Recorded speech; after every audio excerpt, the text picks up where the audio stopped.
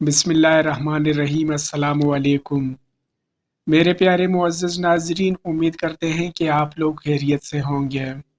اور میرے پیارے معزز ناظرین، آپ لوگوں کو یہ بخوبی اندازہ ہوگا کہ اسرائیل اور فلسطین کی جنگ کس طرح شدت اختیار کر گئی ہے، اور یہ جنگ کہاں تک جا سکتی ہے اور کہاں تک جا رہا ہے، اس کا بھی آپ لوگوں کو بخوبی اندازہ ہو گیا ہوگا۔ لیکن آپ لوگ یہ نہیں سوچ رہے ہوں گے، اور یہ آپ لوگوں نے شاید ہی کہ کبھی سوچا ہوگا کہ اس جنگ کی، اس فساد کی سب سے بڑی اور بنیادی جڑ کون سا ملک ہے، اور کون سا ملک سب سے زیادہ قصوروار ہے۔ تو چلیے آئیے آج میں آپ لوگوں کو حسیب شفقت بائی کی ایک ویڈیو دکھاتا ہوں ہسی چینل سے۔ تو چلیے آئیے بھائی صاحب کا ویڈیو دیکھتے ہیں کہ وہ اپنے اس ویڈیو میں کیا فرما رہے ہیں۔ تو چلیے آئیے اپنے ویڈیو کا آغاز کر کے دیکھتے ہیں کہ بھائی جان کیا فرما رہے ہیں۔ چلیے آئیے ویڈیو کی جانب بڑھتے ہیں۔ 1948 کے اندر اسرائیلی ریاست کے قیام کے بعد سے لے کر آج تک اپنے ملک پر زائونسٹ یہودیوں کے قبضے کے خلاف فلسطینیوں کی آزادی کی جنگ جاری ہے۔ دنیا میں آج ان دونوں کی حمایت اور مخالفت کے اندر دو الگ الگ بلاکس بن چکے ہیں، اور ہر جگہ پر بس یہی چیزیں ڈسکس ہو رہی ہے۔ پر ایک سب سے اہم چیز جس پر کوئی بھی شخص بات نہیں کر رہا، اور وہ ہے اس لڑائی اور فساد کا اصل قصوروار، یعنی برٹش امپائر، جس نے پاکستان اور انڈیا کے درمیان کشمیر کی طرح مسلمانوں اور یہودیوں کے درمیان جان بوجھ کر اس بارڈر کے تنازع کو رکھا تاکہ یہاں پر کوئی ایک اسٹیبلش گورنمنٹ کبھی بھی نہ آ سکے، اور ان کا کنٹرول اور ان کی سپورٹ ہمیشہ کے لیے ڈیپ سٹیٹ کی طرح پورے ملک پر رہے۔ ان کی طرف سے اپنے دور حکومت کے اندر بارڈر کی غلط تقسیم سے لگائی گئی آگ آج تک بجھنے کا نام نہیں لے رہی۔ میں کوشش کروں گا کہ شارٹ سی ویڈیو کے اندر ٹو دی پوائنٹ رہ کر اسرائیل اور فلسطین کے تنازع کی اصل وجہ یعنی برٹش امپائر کے کردار کو بہتر طور پر سمجھا سکوں۔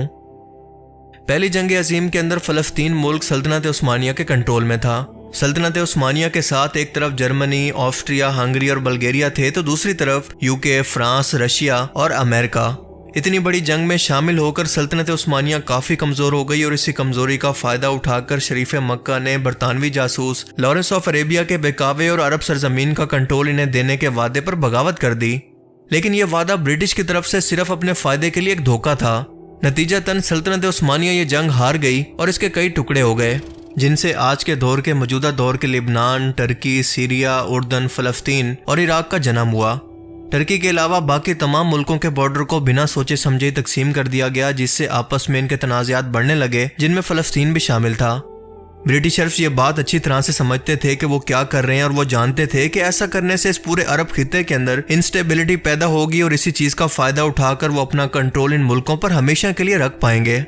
اب یہ جنگ کیونکہ فرینچ اور برٹشرز نے مل کر لڑی تھی، لہٰذا برٹش اور فرینچ حکومت کے درمیان ایک ایگریمنٹ ہوا، جس کے مطابق ان دونوں ملکوں نے سلطنت عثمانیہ کے آزاد ہونے والے علاقوں کو آپس کے اندر تقسیم کر لیا۔ اسے کہتے ہیں سیکس پیکارڈ۔ اس دوران نہ تو کسی قوم کو، نہ کسی نسل کو اور نہ کسی علاقے کی شناخت کا دھیان رکھا گیا۔ مثال کے طور پر اگر کوئی علاقہ ایک خاص نسل کے لوگوں کی رہائش کا تھا، تو بجائے اس کے کہ اسے ایک پوری سٹیٹ بنا دیں، بالکل اس کا الٹ کر کے اس قوم کے درمیان میں ایک لائن کھینچ کر بارڈر بنا دیے گئے۔ اس عرب خطے کے اندر انسٹیبلٹی رکھنے کے پیچھے دراصل برٹشرز کی ایک اور بھی اہم وجہ تھی، اور وہ تھی یہ سوئس کینال۔ یہ چھوٹی سی کینال برٹشرز کے لیے انتہائی اہم تھی، اور اس وقت بھی ہے، کیونکہ یہ لوگ شروع سے ہی کاروباری تھے، اور ان کے امپائر کے اندر انڈین اوشن سے یورپ کے لیے میڈیٹرین سی تک جوڑنے کا کام یہ سوئس کینال ہی کیا کرتی تھی۔ اسی لیے اس پر ڈائریکٹ یا پھر انڈائریکٹ کنٹرول ان کی لائف لائن تھی، جو کہ ایشیا کو یورپ سے کم ترین فاصلے سے جوڑتی ہے۔ فلسطین کیونکہ ایک زمانے کے اندر یہودیوں کا گھر تھا، اور وہاں سے یہ در بدر ہو کر پورے یورپ کے اندر ہزاروں سالوں سے پھیل چکے تھے، یہ برطانیہ میں بھی موجود تھے۔ سلطنت عثمانیہ کے دور کے اندر ہزار کوششوں اور لالچ کے باوجود بھی سلطان عبد الحمید ان کے ساتھ فلسطین کا سودا کرنے کے لیے تیار نہ ہوئے، تو ان لوگوں نے بغاوت کروا کر سول وار شروع کروا دی۔ اب سلطنت عثمانیہ کے ٹوٹنے کے بعد ان کے پاس واپسی کا بہترین موقع تھا، جس کا انہوں نے فائدہ بھی اٹھایا، کیونکہ اب یہاں پر زائونسٹ موومنٹ کی شروعات کی گئی کہ ہمیں اپنا آبائی وطن فلسطین واپس چاہیے۔ فلسطین میں اس وقت 87% مسلم اور صرف 3% ہی یہودی تھے۔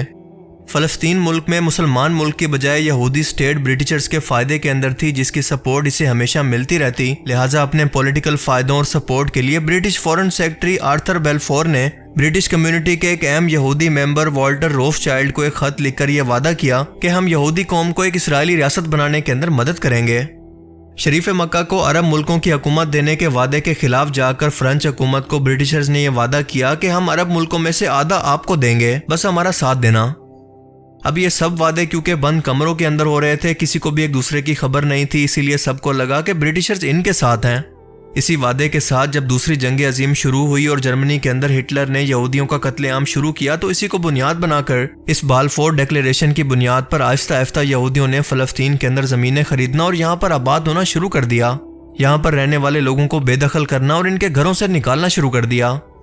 اب آہستہ آہستہ فلسطین کے اندر مسلمانوں کی آبادی کم ہو کر ان کو مائنورٹی کے اندر بدلنے لگی، جس کا سیدھا سیدھا قصوروار تھا صرف اور صرف برطانیہ، جس نے بنا یہاں کی عوام کی خواہش اور ان کی مرضی جانے بغیر صرف اپنی سپورٹ اور اپنے فائدے کی خاطر ایک خط پر اس ملک کو لکھ کر یہودی قوم کے حوالے کر دیا۔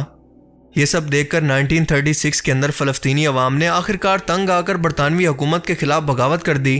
برٹشرز نے اپنی عادت کے مطابق اسے بغاوت کہہ کر اسے کچلنے کی بہت کوشش کی، کافی لوگوں کو پھانسیاں بھی دی، لیکن یہ آواز دب نہ سکی۔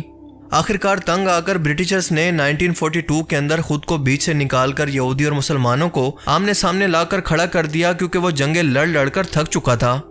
لیکن ان دونوں قوموں اور مذہب کے ماننے والوں کے درمیان نفرت کی جو آگ شروع ہوئی وہ آج تک باقی ہے۔ 1947 کے اندر یہ معاملہ یونائٹڈ نیشن کے اندر چلا گیا، تو یونائٹڈ نیشن نے دنیا کے سامنے دکھاوا کرتے ہوئے یہ تجویز دی کہ فلسطین ملک کو 2 ریاستوں کے اندر بانٹ دیا جائے، جس میں سے 45% حصہ فلسطینی مسلمانوں کے لیے جبکہ 55% یا 55% یہودیوں کو دے دیا جائے، جبکہ یروشلم شہر ان دونوں کے پاس ہوگا، اس پر کسی کا کنٹرول نہیں ہوگا۔ اب یہ چیز سراسر زیادتی تھی، کیونکہ مسلمان اس ٹائم بھی تعداد کے اندر یہودی قوم سے ڈبل تھے۔ اسی بنیاد پر اسرائیل ملک وجود کے اندر آیا، جسے آس پاس موجود عرب ملکوں نے قبول نہیں کیا، لہٰذا 1948 کے اندر ہی عرب اسرائیل جنگ شروع ہو گئی اور 5 عرب ملکوں نے اسرائیل پر حملہ کر دیا۔ سب کو لگتا تھا کہ یہ چھوٹی سی ریاست اس جنگ کو برداشت نہیں کر پائے گی، پر اس کا بالکل الٹ ہوا، کیونکہ اسرائیل امریکہ اور دوسرے ویسٹرن ملکوں کی مدد سے ان تمام عرب ملکوں کو شکست دے کر فلسطین کے 75% حصے پر قابض ہو گیا۔ 1961 کے اندر ایک بار پھر سے اسرائیل کی عرب ملکوں سے جنگ چھڑ گئی، جس کے بعد اس نے فلسطین کے مزید حصوں پر موجود غزہ اور ویسٹ بینک سمیت یروشلم پر بھی قبضہ کر کے اسے اپنا کیپٹل بنا لیا۔ اس کے بعد فلسطین لبریشن آرگنائزیشن کی تحریک شروع ہوتی ہے اور 2006 کے اندر یہ پارٹی الیکشن جیت کر ویسٹ بینک کے کچھ حصوں پر کنٹرول حاصل کر لیتی ہے، جبکہ غزہ پر فلسطین لبریشن کی ایک ملیٹنٹ جماعت یعنی کہ حماس کنٹرول حاصل کر لیتا ہے، اور اسی کے درمیان یہ آپس میں ایک دوسرے پر حملے جاری رکھتے ہیں، جو کہ آج تک جاری ہیں۔ یہودی قوم کو یورپ کے اندر اس لیے بھی برداشت نہیں کیا جاتا تھا کیونکہ وہاں کے کرسچن ان کو جیزس کرائسٹ کے خلاف سازش کر کے انہیں سولی پر لٹکانے کا قصوروار مانتے تھے، اور اسی لیے اس قوم کا کسی ایک جگہ پر ٹھکانہ نہیں تھا، یہ ہر جگہ پر بس اقلیت یا پھر مینورٹی میں تھے۔ 1856 کے اندر ایک یہودی تھیوڈ ہرزل نے اپنی ایک کتاب کے اندر ایک الگ یہودی اسٹیٹ کی بات کی، جہاں پر یہ لوگ مائنورٹیز میں نہ ہوں بلکہ یہ ان کے خود کا ملک ہو۔ اس تحریک کو زیونزم کا نام دیا گیا، جو یہ صاف طور پر بتا رہا تھا کہ شروع سے ہی زیونزم تحریک کا مقصد پورے فلسطین کو حاصل کرنا تھا، نہ کہ 2 اسٹیٹ تھیوری جیسا کوئی کانسیپٹ۔ اس تحریک کو چلانے والے لوگ شروع سے ہی ایکسٹریمسٹ قسم کی سوچ کے مالک تھے، جیسے ہر مذہب کے ماننے والوں کے اندر پائے جاتے ہیں، نہ کہ سب کے سب یہودی اس کے اندر شامل تھے۔ یہی وجہ ہے کہ خود امریکہ کے اندر بسنے والے جیوز آج بھی غزہ کے اندر ہونے والے اسرائیلی مظالم اور اسرائیلی ریاست کے وجود کے نہ صرف خلاف ہیں بلکہ ان کے خلاف مظاہرے بھی کر رہے ہیں، کیونکہ وہ لوگ سچ کو پہچانتے ہیں۔ تو یہ تھی اسرائیل اور فلسطین کے درمیان تنازع کی اصل وجہ، جو کہ شاید اب تک ہسٹری بکس کے اندر بھی آپ کو ٹھیک سے نہ پڑھائی گئی ہو۔ اگر آپ کو اس ویڈیو سے کچھ نیا جاننے کو ملا تو اسے اپنے دوستوں کے ساتھ بھی ضرور شیئر کریں، اور اب میں ملوں گا آپ سے ایک ایسی ہی نئی انٹرسٹنگ ویڈیو میں۔ تب تک کے لیے اپنا بہت سا خیال رکھیے گا۔ Thanks for watching this video. اللہ حافظ۔ تو میرے پیارے محترم بہن بھائیوں اور میرے پیارے ناظرین، آپ لوگوں نے ویڈیو بھی دیکھ لیا، تو آپ لوگوں کو اب صحیح سے اندازہ ہو گیا ہوگا کہ حسیب بھائی کیا فرما رہے ہیں، اور اصل میں ایسا ہی ہے جیسا کہ حسیب بھائی نے فرمایا۔ جنگ کے اصل قصوروار، مسئلوں کے جڑ اور مسئلوں کو پیدا کرنے والے خود آرام سے بیٹھے ہوئے ہیں، اور ہمارے مسلمان بہن بھائیوں کو اور ہمارے مسلمان ملکوں کو کس طرح اذیت میں ڈال کے خاموشی سے تماشائی بنے ہوئے ہیں۔ تو میرے پیارے بہن بھائیوں، ملتے ہیں ایک ایسی ہی انٹرسٹنگ ویڈیو کے ساتھ۔ تب تک کے لیے اجازت دیجیے اور اپنا خیال رکھیے گا۔ اللہ حافظ۔